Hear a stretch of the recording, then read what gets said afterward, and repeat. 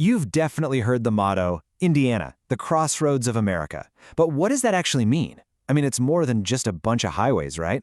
Turns out it's the key to understanding the entire history of the state. The story of Indiana is a story of intersections, a place where ancient peoples, competing empires, and really powerful ideas have all come together, clashed, and forged something new. So, let's dig in. What does it really mean to be this crossroads?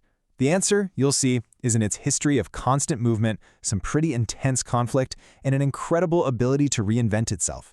It's the story of how the Hoosier State went from a wild frontier to the industrial and, now, technological hub it is today. All right, we have to go way, way back to start. Long before any Europeans showed up, long before any state lines were even a thought, this land was a crossroads. For thousands of years, it was a vital center for ancient cultures who lived here, traded, and fought over this exact same ground. I mean, just look at this timeline. We're talking about millennia. For thousands of years, waves of different civilizations shaped this land. You had the earliest Paleo-Indian hunters, then the Adena, who built those first burial mounds. Then came the Hopewell, who set up these vast trade networks that stretched all the way to Central America. But the absolute peak was the Mississippian culture, which built these incredible, sprawling cities. So check this out, because here's a really dramatic shift. On one hand, you have the Mississippians. They were master farmers, they lived in complex cities, they even had advanced metalworking, but they were gone by about 1450. So by the time Europeans arrived, the land was home to tribes like the Miami and Potawatomi, who were more semi-nomadic, living in smaller villages. And this is the crucial part. This huge change happened before any colonists showed up. It was a crossroads moment in Native American history all on its own. And then, everything changed again. The arrival of European trade goods, especially firearms, was a total game changer. It completely upended the balance of power. The Beaver Wars kicked off, where the Iroquois, armed by their trading partners, pushed west to dominate the fur trade. And Indiana? It became a violent, contested crossroads, a battleground where native confederacies were fighting for their economic survival. That conflict really set the stage for the next big era. Once Europeans were here to stay, Indiana transformed into a crossroads of global empires. Suddenly, it was this strategic prize being fought over by France, Great Britain, and the brand new United States. It's kind of crazy how quickly this land changed hands. In just over 100 years, Indiana was claimed by France, who saw it as a vital link in their trade routes. Then, it gets handed over to the British. During the American Revolution, it's a key battleground out west. And finally, it becomes part of the U.S., becoming a state in 1816. This place was just always in motion. And with American control came an absolute flood of settlers. Just, wow, look at these numbers. The population of white settlers went from less than 3,000 to nearly 150,000 in just 20 years. It completely exploded.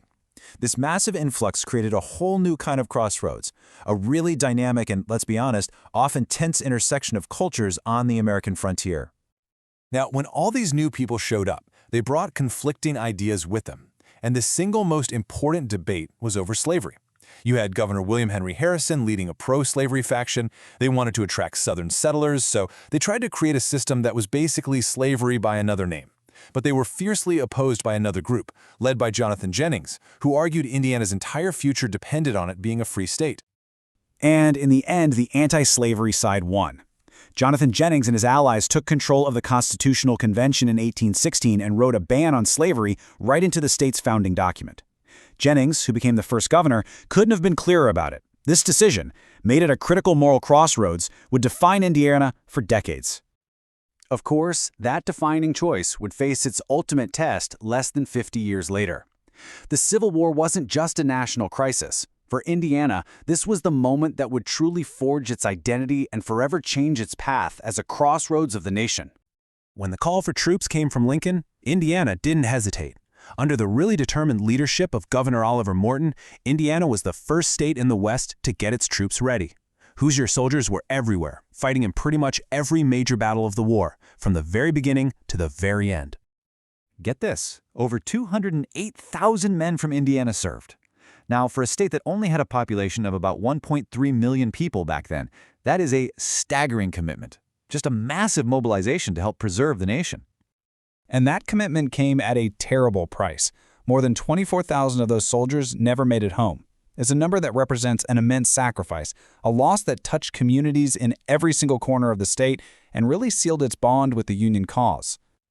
But the war's impact went way beyond the battlefield. It literally changed the flow of money and goods. For decades, Indiana's economy had floated south, down the Ohio and Wabash rivers to New Orleans. The war completely cut that off. Suddenly, the state had to reorient its entire economy to the east and west along newly built railroads, and that permanently tied its destiny to the industrial north.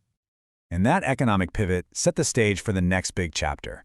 The late 1800s and early 1900s were an era of explosive growth. It was Indiana's Gilded Age, defined by a huge industrial boom, but also by some deep and often pretty ugly social conflicts. It all happened so fast. Indiana became a new kind of crossroads, an industrial one. First, there was a massive natural gas boom that provided super cheap energy for new factories. Then came steel, which totally transformed the northern part of the state. Cities like Gary were literally built from scratch by U.S. Steel. And finally, the automobile arrived, and the Indianapolis Motor Speedway quickly put the state at the center of this booming new industry. But here's the interesting part. At the exact same time all this industry was booming, Indiana was also having a cultural explosion. It's called the state's golden age of literature. You have authors like Lew Wallace, who wrote the massive bestseller Ben-Hur, and the beloved James Whitcomb Riley, the Hoosier poet. They created this powerful image of Indiana as the American heartland, a crossroads of creativity. But beneath all that progress and poetry, a really dark force was rising. In the 1920s, the Ku Klux Klan gained a shocking amount of power in Indiana. And this quote from its leader, D.C. Stevenson, is just chilling. "I am the law in Indiana." And for a while, he wasn't far off. The Klan controlled the governor's office and a huge part of the state legislature, exposing this deep, ugly vein of intolerance running right through the heartland. The Klan's power did eventually crumble, but Indiana soon had a whole new set of challenges to deal with. The 20th century would force the state to navigate the Great Depression, 2 world wars, and the really painful decline of the very industries that had made it so strong in the first place. The 20th century was a real roller coaster. The Great Depression hit incredibly hard, but that was followed by a massive production boom during World War II, when Indiana became a key part of the arsenal of democracy. By the 1970s, though, that industrial engine started to sputter. The state became part of the Rust Belt, which was a long, difficult period that forced it once again to totally reinvent itself. And that reinvention has led to what you might call Economic Crossroads 2.0. Manufacturing is still a huge part of the state's DNA, but Indiana has pivoted. Today, it's a major leader in pharmaceuticals and life sciences, think Eli Lilly, and it's also on the cutting edge of high-tech manufacturing, becoming a hub for building the next generation of electric vehicles and batteries. So, after all these centuries of change, what's next for the Crossroads of America? If its history tells us anything, its future is going to be defined by its ability to keep adapting. You know, from ancient trading paths to canals, from railroads to interstate highways, Indiana has always been a place of connection and movement. Today, it's standing at a new crossroads, one defined by global tech and massive social change. And so the question for its future is the same one it has answered time and time again. Which path will it forge next? Thanks for joining us for this deep dive into Indiana's history. If you enjoyed it, be sure to check out the other videos in our U.S. State Histories playlist. And hey, don't forget to subscribe to Notebook Summaries for more explainers just like this one.